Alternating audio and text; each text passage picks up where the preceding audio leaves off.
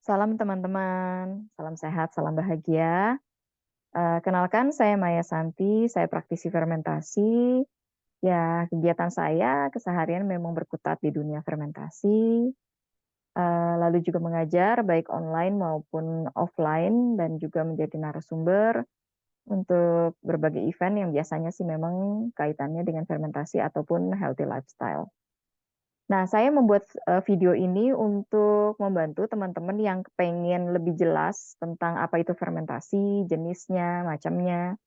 Dan semoga ini bisa membantu juga buat teman-teman yang mau ikut kelas saya. Mungkin ini juga bisa menjadi pengantar yang baik, sehingga bisa lebih membantu menjadi guidance ya buat teman-teman dalam praktek fermentasi kesehariannya. Jadi apa sih fermentasi itu?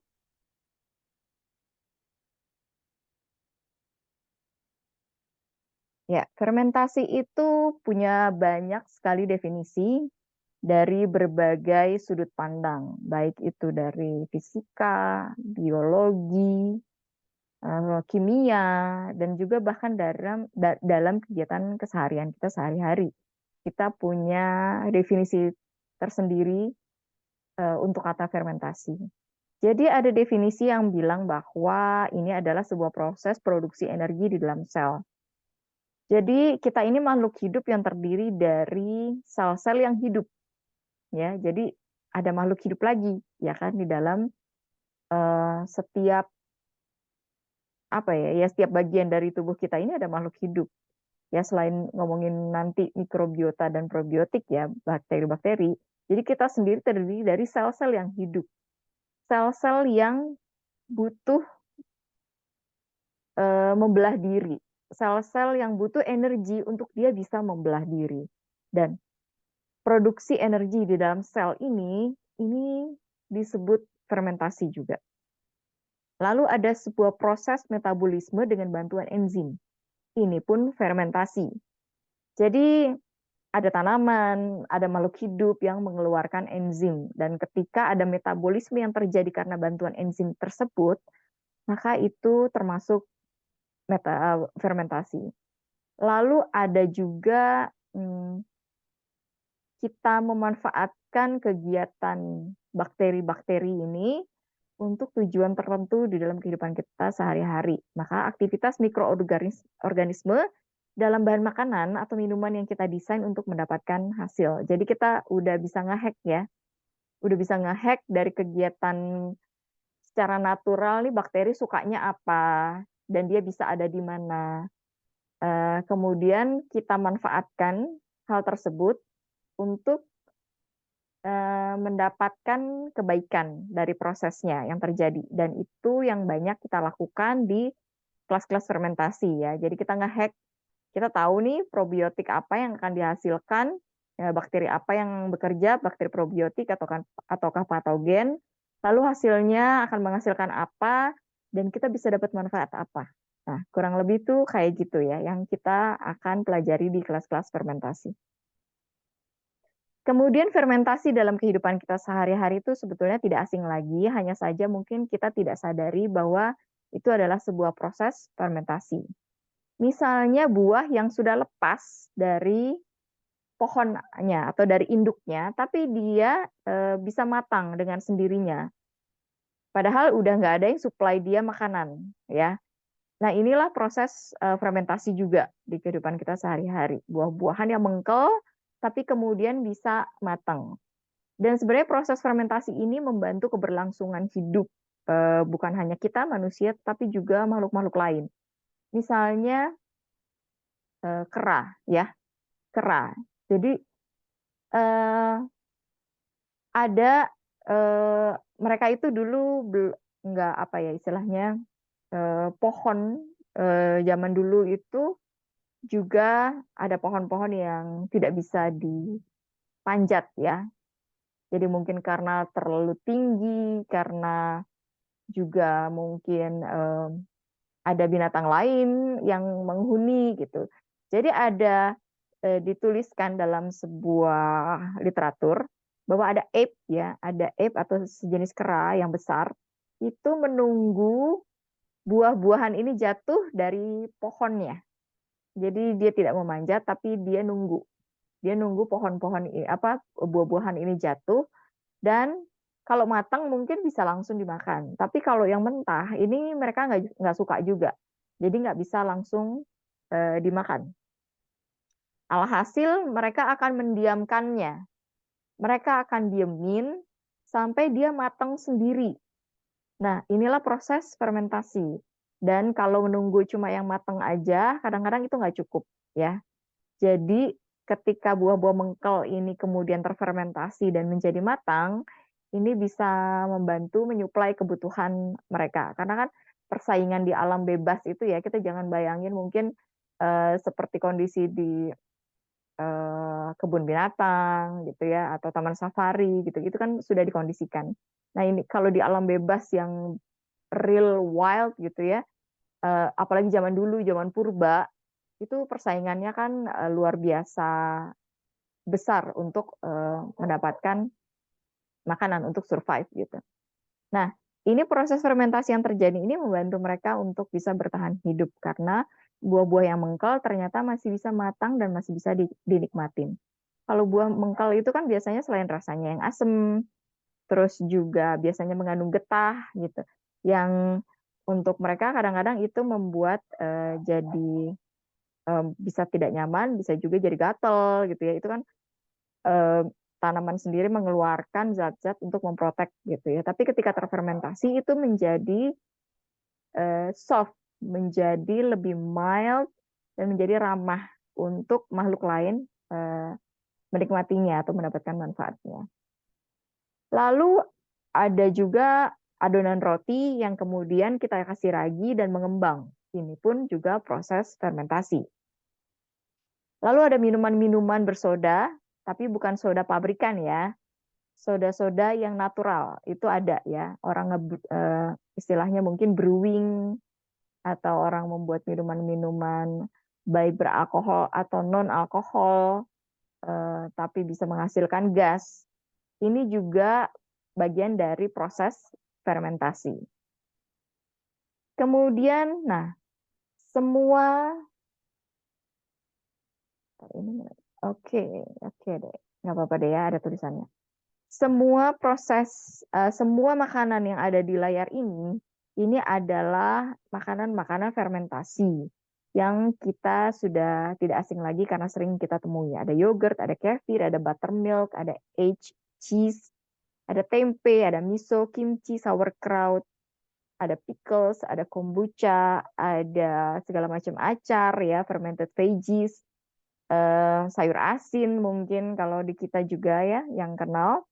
Ada natto dari Jepang, ini kayak kacang kedelai juga yang difermentasi. Lalu ada sourdough, ada roti ya, roti yang menggunakan ragi wild fermentation, ragi natural. Lalu ada raw milk and cheese. Beberapa susu juga memang juga mengandung probiotik ya, teman-teman. Kalau kita diemin aja 1 atau 2 hari, dia akan menjadi eh, eh, cream cheese gitu, atau menjadi buttermilk. Lalu ada lassi, ini juga semacam yogurt, yogurt yang dikenal di India. Lalu ada apple cider vinegar. Nah, ini ada beberapa kelas yang kita selenggarakan juga terkait beberapa produk ini. Jadi teman-teman bisa ngelihat baik di IG saya yang biasa saya tampilkan ya. Itu ada kelas-kelasnya kalau teman-teman pengen belajar lebih dalam. Lalu manfaat buat kita tuh fermentasi itu apa ya? Ada nggak sih manfaatnya? Ya jelasnya sih ada. Jadi manfaat bagi fisik itu produk fermentasi itu kaya dengan probiotik. Dan probiotik itu adalah bakteri baik yang kita butuhkan. Kenapa? Karena kita nggak bisa hidup steril. Kita nggak bisa hidup benar-benar tanpa bakteri sama sekali. Itu berarti teman-teman hidup di dalam sebuah kubah yang super steril, dan mungkin justru makanannya yang dimakan jadi nggak sehat karena semuanya jadi mungkin overcook ya, atau kematangan dan jadi banyak nutrisi-nutrisi yang hilang. Jadi kalau kita berpikir bahwa kita bisa hidup steril itu tidak mungkin. Dan kalaupun dikondisikan kita hidup di dalam sebuah lab, mungkin hidup kita juga justru sangat tidak sehat. Karena kita itu udah didesain hidup bersinergi dengan alam. Dan Tuhan itu maha baik dan sempurna sudah mendesain kehidupan kita ini balance ya. Jadi ada bakteri patogen, ada bakteri probiotik. Dan tugas kita ini cuma memanage aja. Kita jadi manajer untuk diri kita sendiri, untuk tubuh kita sendiri. Gimana caranya supaya kita bisa memasukkan bakteri probiotik ke dalam diri kita.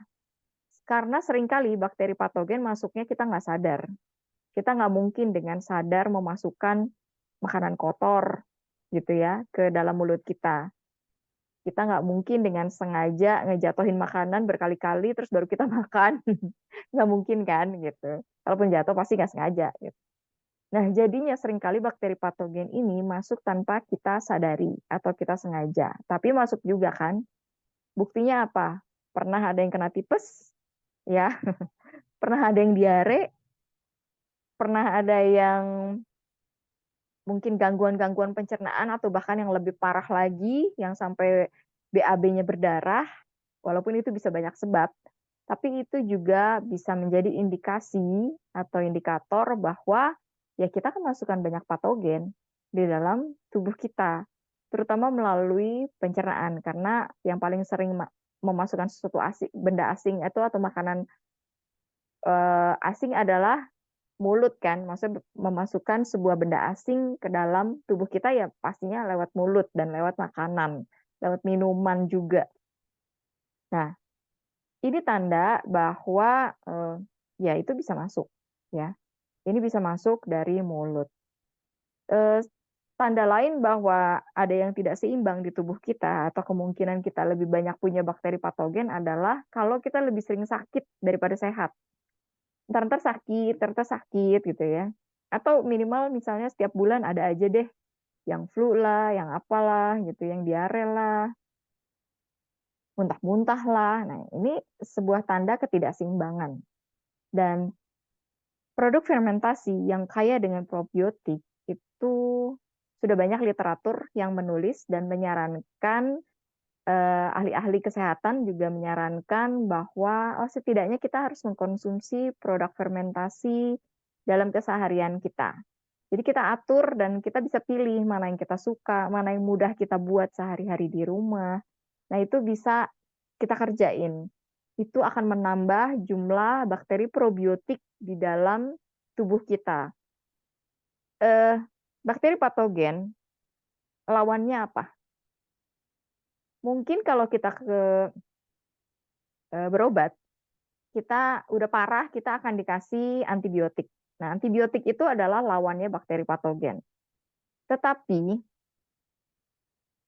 terus-menerus mengkonsumsi antibiotik tentunya juga tidak baik untuk tubuh kita.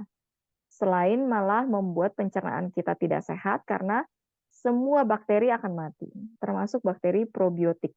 Maka bisa dibilang adalah ini rumah kita, anggaplah pencernaan ini adalah rumah kita jadi kosong, nggak ada penghuninya. Jadi kemudian yang masuk pertama kali, ya bisa jadi itu patogen, malah akan menjadi penghuni yang kuat. Jadi akhirnya bolak-balik kita akan terus jatuh sakit lagi dan jatuh sakit lagi. Eh, Ya, antibiotik tentunya tidak salah. Eh, Kalau boleh saya, mungkin ini pendapat saya pribadi, antibiotik itu diberikan mungkin itu menjadi senjata pamungkas. Ketika keseimbangan yang kita jaga dan kita upayakan dengan mengkonsumsi probiotik itu nggak membantu. Maka ada kemungkinan bakteri patogennya itu terlalu kuat. Jadi kita pakai senjata pamungkas, baru kita berobat dan dokter akan lebih tahu apakah ini butuh antibiotik atau tidak. Begitu. Jadi keseharian kita kalau belum parah sakitnya ya cuman sekedar mules-mules dikit atau diare sedikit, nggak sampai dehidrasi, maka dicoba. Dicoba konsumsi probiotik dengan rutin banyak sekali kasus itu membantu, termasuk dalam hidup saya sendiri. Itu udah jarang banget ya, jarang banget kena penyakit, apalagi yang terkait dengan pencernaan. Itu udah jarang banget gitu. Bahkan ketika saya mengkonsumsi sesuatu yang berpotensi membawa patogen sangat banyak, saya cepat-cepat konsumsi probiotik, itu bahkan potensi itu jadi hilang. Potensi sakit itu jadi hilang gitu. Saya tidak suggest, tentu saja, nggak usah dites-tes seperti itu. Kadang-kadang memang kondisinya tidak terelakkan ya, misalnya kita di perjalanan dan sebagainya. Jadi coba jaga kondisi tubuh kita dan kondisi kesehatan pencernaan kita dengan konsumsi probiotik dengan cukup.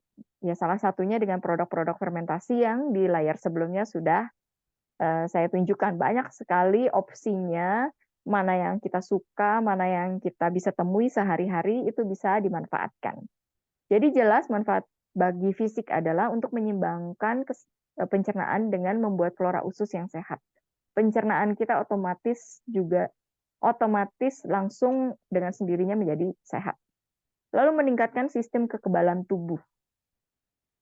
Kalau garda pertahanan kita kuat, tentunya secara umum tubuh kita akan jauh lebih kuat juga.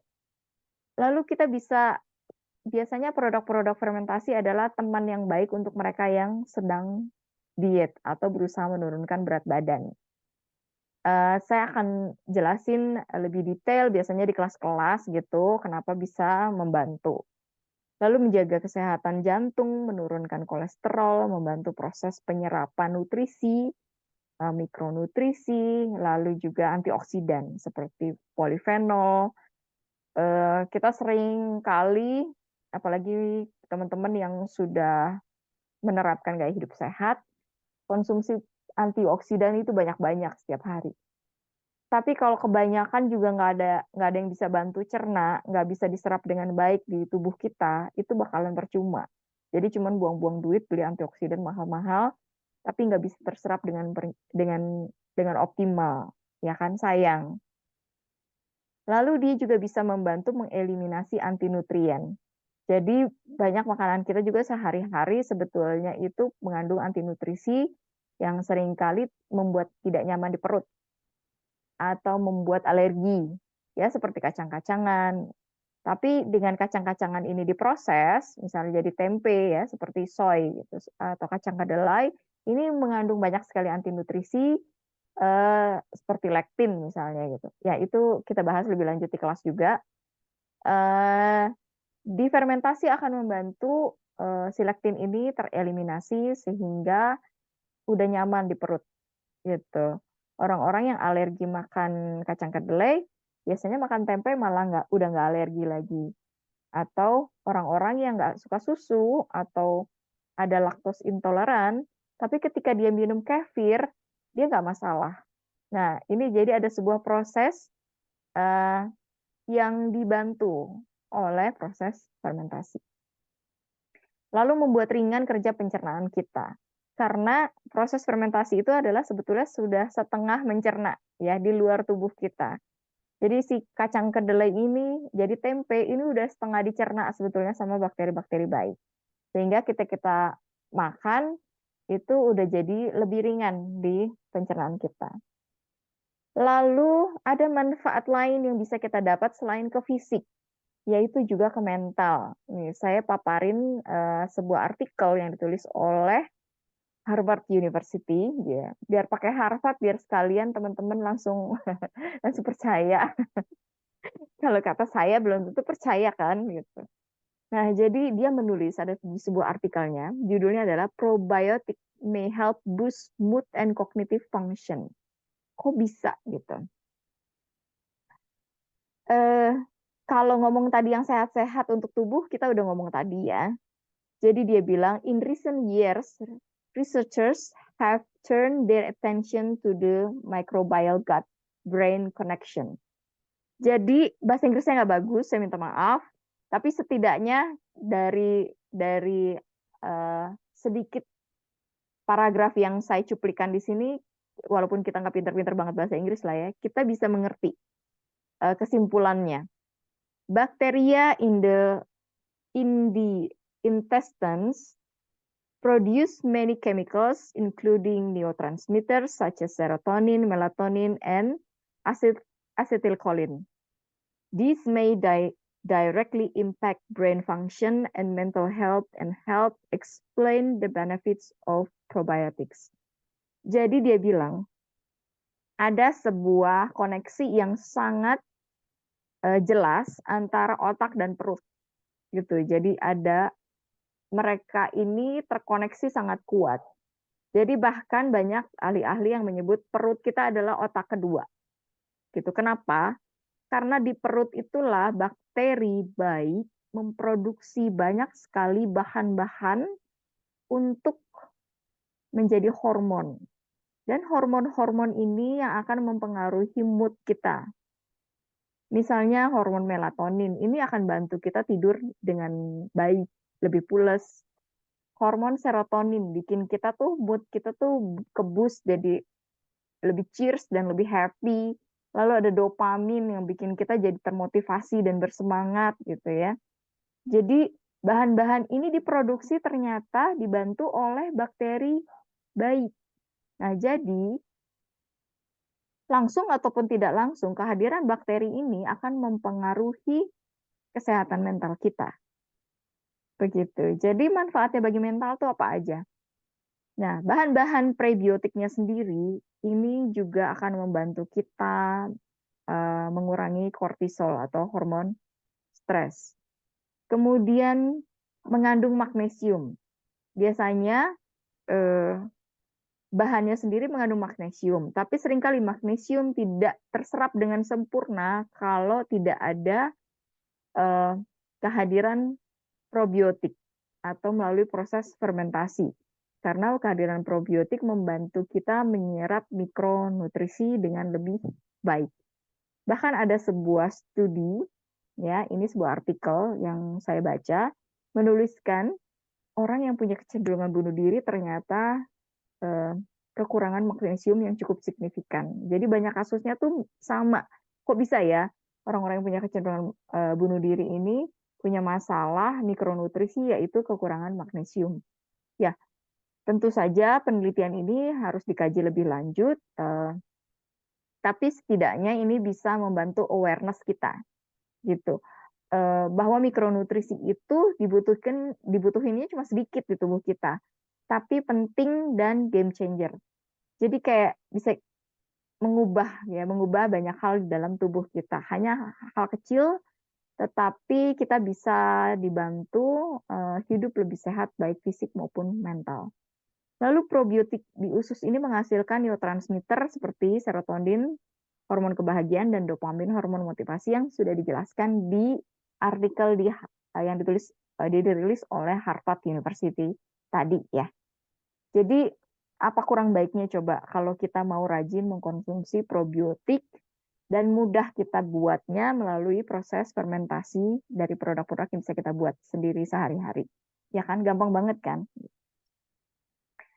Jadi sekarang saya mau jelasin apa aja proses fermentasi. Ya, secara umum proses fermentasi itu dibagi menjadi beberapa berdasarkan pelakunya. Nah, yang pertama ini adalah fermentasi lakto. Sebut fermentasi lakto karena pelakunya adalah Lactobacillus. Jadi keluarga si bakteri yang bernama Lactobacillus, dan Lactobacillus ini banyak banget macamnya. Ya, ada Lactobacillus bulgaris yang teman-teman sering dengar mungkin ada di produk yogurt. Ada Lactobacillus ada Lactobacillus KCI yang juga ada di sebuah produk ya yang dipatenkan karena diambil namanya itu dari profesornya gitu yang menciptakan itu atau yang mengolahnya lah di lab pada waktu awal-awal. Lalu ada Lactobacillus plantarum yang banyak kita temui di tanam-tanaman. Jadi fermentasi Lactobacillus ini sering juga kita udah kenal sehari-hari seperti yogurt ya, ini masuk fermentasi lakto. Lalu ada acar lakto, ada kimchi, ada sauerkraut. Ini semuanya masuk kategori fermentasi lakto. Kalau dari proses, cirinya apa? Cirinya dalam proses itu dia harus ditutup kedap. Nah, jadi teman-teman yang udah praktek, yang udah ikut kelas saya, pastinya tidak bingung lagi membedakan antara fermentasi lakto dan yang lainnya. Kalau fermentasi lakto itu rata-rata dari proses awal itu harus ditutup kedap. Kenapa? Karena bakteri Lactobacillus itu nggak favorit oksigen. Jadi bakteri-bakteri juga eh, punya ketertarikan pada oksigen, ada hubungan tertentu dengan oksigen. Ada yang tertarik dengan oksigen, ada yang menghindari oksigen, ada yang masih oke-oke aja dengan oksigen, tapi kalau bisa nggak ada, dia akan lebih baik seperti si lakto ini. Ada yang sangat suka dengan oksigen, dan bahkan kerjanya itu ditunjang dengan kehadiran oksigen, gitu. Jadi ini beberapa contoh produk, dan juga kurang lebih prosesnya ya. Yang tadi harus, yang kalau dari istilah fermentasi itu adalah anaerob. Lalu ada fermentasi aseto ya. Untuk mudahnya saya sebut aseto. Karena yang bekerja adalah bakteri Acetobacter. Dan Acetobacter juga jenisnya macam-macam gitu. Dia juga punya banyak spesies ya. Apa aja yang termasuk dalam fermentasi aseto? Ada vinegar atau cuka, ada acar juga. Kalau yang tadi acar lakto, kalau ini acar cuka. Dan ada tepache misalnya. Ada nata de coco. Teman-teman suka makan ya untuk bikin es buah gitu, campurannya ada nata de coco. Ini juga hasil dari produk fermentasi. Dan semua ini hasil kerja dari bakteri yang bernama Acetobacter. Dan walaupun jenisnya macam-macam ya. Bisa jadi Acetobacter A, B, C, dan sebagainya. Yang bekerja ini bisa beda-beda di tempat-tempat ini, di tempat produk-produk ini. Dan dalam prosesnya, bedanya dengan si proses lakto tadi, kalau proses fermentasi aseto ini harus ditutup kain, alias dia suka oksigen.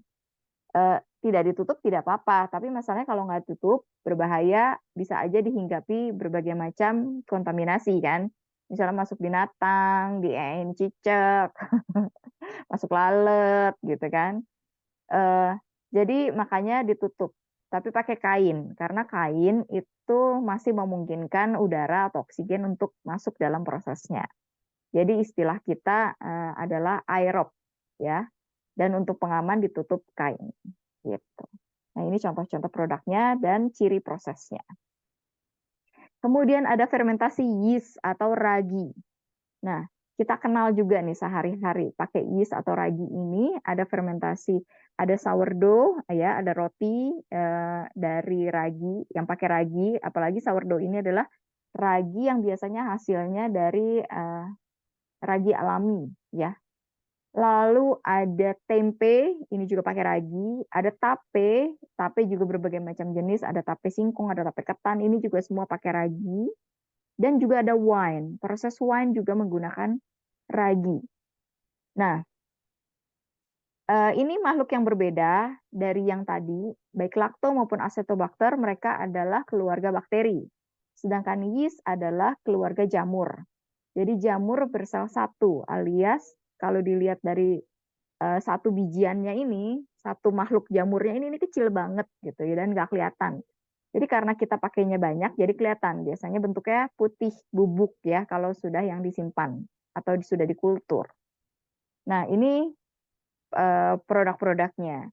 Dalam prosesnya biasanya dia juga butuh suasana yang tertutup dan menghasilkan suhu hangat.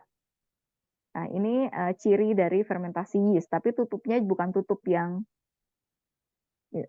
tidak terlalu kedap sekali karena karena dalam prosesnya ini menghasilkan panas, dia butuh sirkulasi udara. Kalau dia tetap ditutup dengan kedap sekali, panasnya ini akan membunuh lagi. Jadi prosesnya menghasilkan panas, dan panasnya ini bisa membunuh probiotik atau proses fermentasinya. Jadi makanya pembuatan dengan fermentasi yeast ini tutup tapi tidak kedap. Jadi dia tetap harus ada sirkulasi udara untuk mendinginkan prosesnya, alias udara panasnya ini bisa nguap keluar dengan aman. Beda dengan yang cairan, seperti misalnya wine. Kalau wine ini dia tidak panas. Kenapa? Karena ada air. Airnya dengan sendirinya akan langsung mendinginkan suhunya.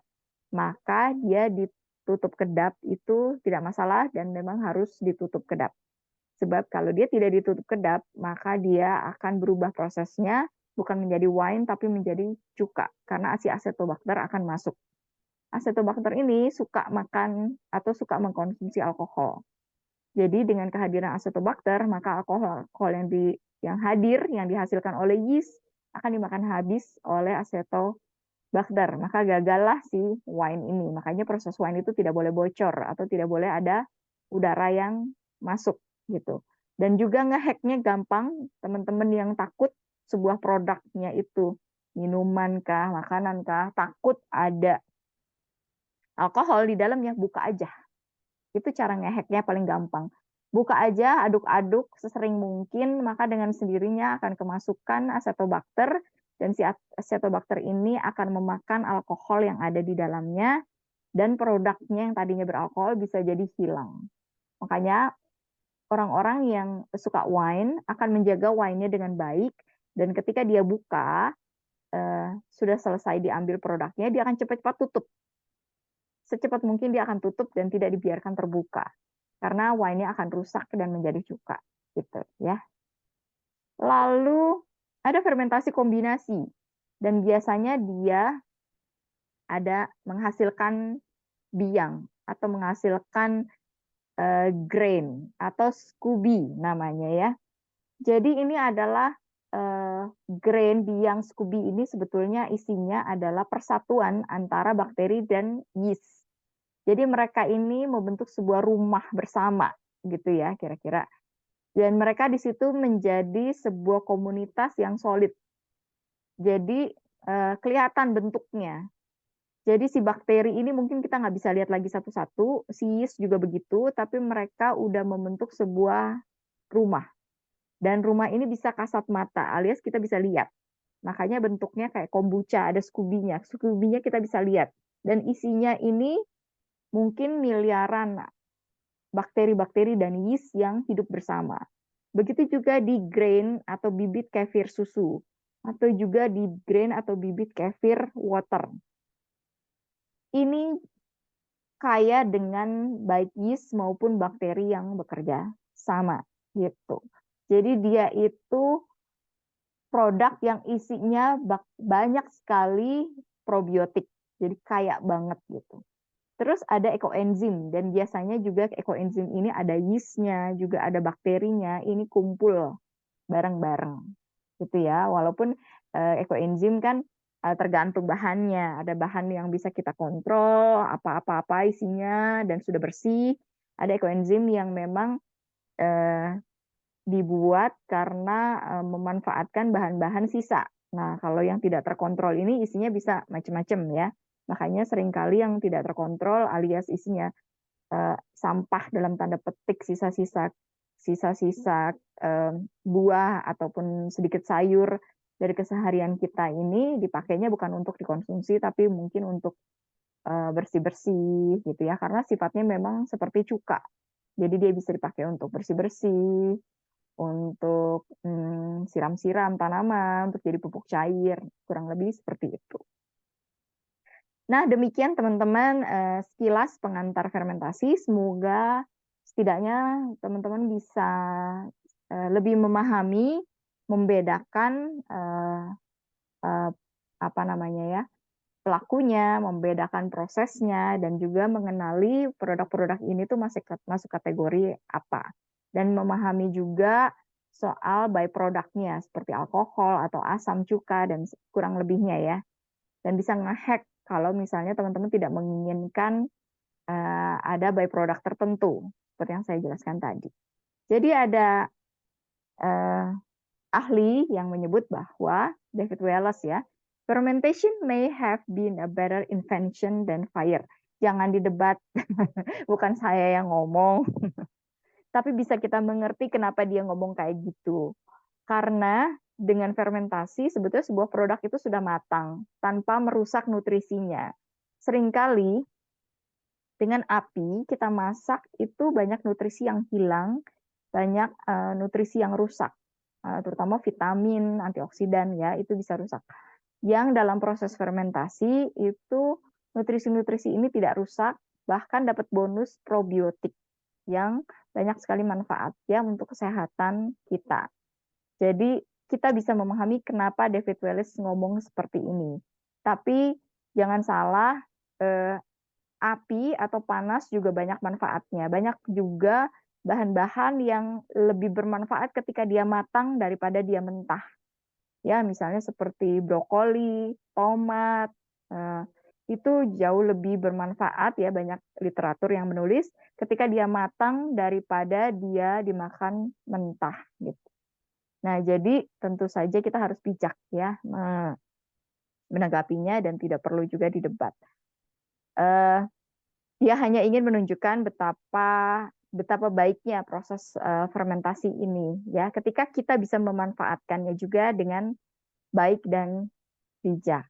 Begitu teman-teman, terima kasih banyak, sudah menyimak, semoga bermanfaat dan, mohon maaf saya tidak biasanya tidak membuka komen ya, jadinya jika ada pertanyaan, jika tidak terjawab atau tidak saya cek, saya minta maaf, karena memang ini forum yang saya gunakan, untuk apa, memposting video-video di kelas, jadinya seringkali nggak lihat komennya ya. Jadi biasanya kalau di kelas, pertanyaannya ada di dalam grup. Jadi jika banyak sekali pertanyaan bisa DM saya, jika teman-teman tidak ikut kelas saya di @galgreen_forever, atau jika teman-teman berminat ikut kelas saya, nanti pertanyaan-pertanyaan itu bisa diajukan di forum tanya jawab, setiap kelas ya. Terima kasih, salam, sampai jumpa di lain kesempatan.